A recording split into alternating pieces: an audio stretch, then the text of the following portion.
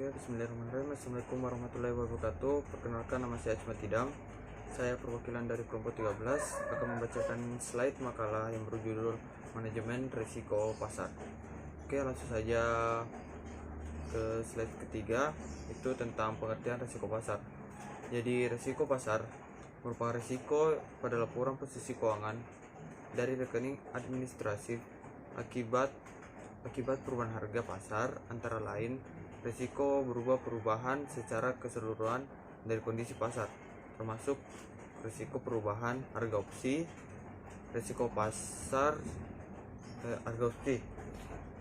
risiko pasar terdiri dari dua, yaitu risiko spesifik dan risiko pasar umum.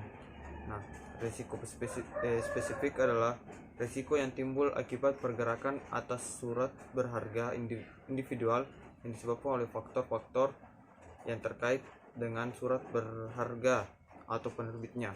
Sedangkan risiko pasar umum adalah risiko yang timbul akibat pergerakan harga pasar yang berpengaruh terhadap beberapa instrumen keuangan.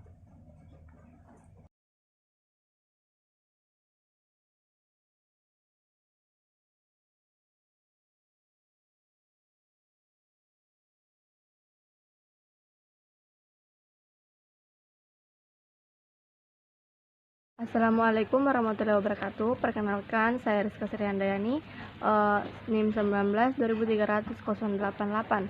Saya akan melanjutkan materi yang telah dibahas oleh teman kelompok saya, yaitu penerapan manajemen risiko pasar. Yang pertama, pengawasan aktif dewan komisaris dan direksi. Yang pertama, kewenangan dan tanggung jawab dewan komisaris dan direksi. Kebijakan dan prosedur mengenai manajemen risiko mencakup aktivitas harian, jangka menengah, jangka panjang, dan kebijakan dan prosedur manajemen risiko untuk posisi banking book. Yang kedua, sumber daya manusia. Dan yang ketiga, organisasi manajemen risiko pasar. Kemudian selanjutnya, kebijakan, prosedur, dan penetapan limit. Beberapa hal yang perlu ditambahkan, yaitu yang pertama, strategi manajemen risiko. Yang kedua, tingkat risiko yang akan diambil dan toleransi risiko. Dan yang ketiga, kebijakan dan prosedur serta limit.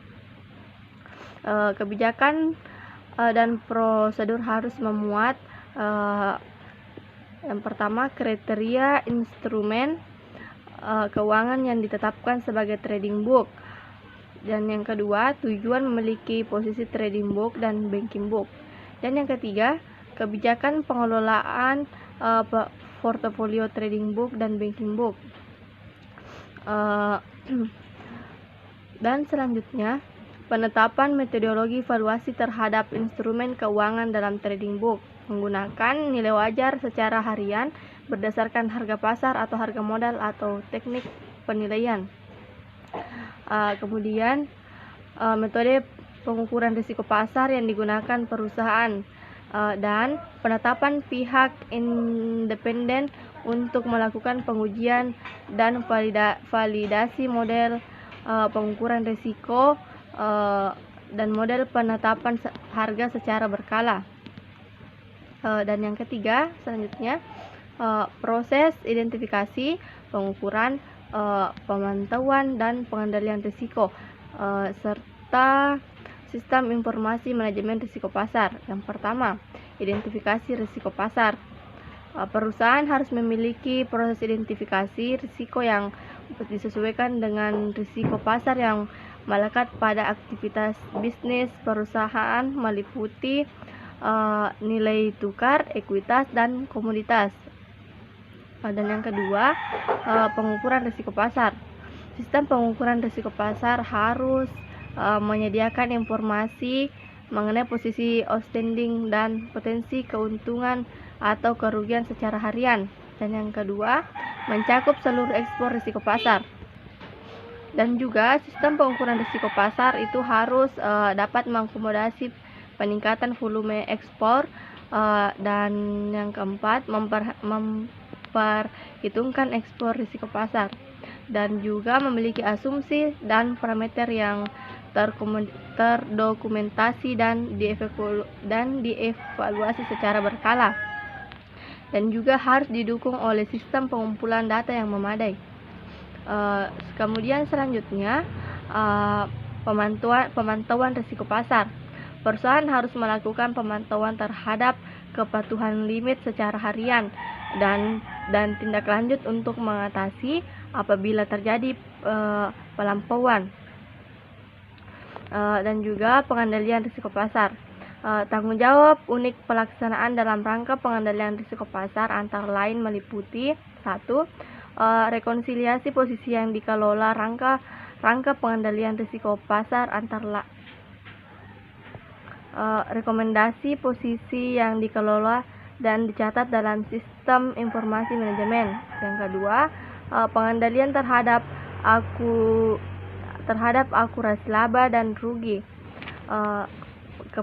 dan kepatuhan pada ketentuan termasuk standar akuntansi yang berlaku. Dan kemudian yang terakhir, sistem pengendalian intern. Pertama itu perusahaan harus memiliki sistem pengendalian intern yang memadai. Yang kedua, penerapan prinsip pemisahan fungsi harus memadai dan dilaksanakan secara konsisten. Dan yang ketiga, perusahaan harus memiliki fungsi atau unit yang melakukan valuasi posisi trading dan fungsi unit yang melakukan validasi terhadap model pengukuran risiko pasar. Dan yang keempat, fungsi atau unit yang melakukan validasi harus independen terhadap fungsi atau unit pengambilan risiko. Nah, sekian dari saya. Lebih dan kurangnya mohon dimaafkan. Wassalamualaikum warahmatullahi wabarakatuh.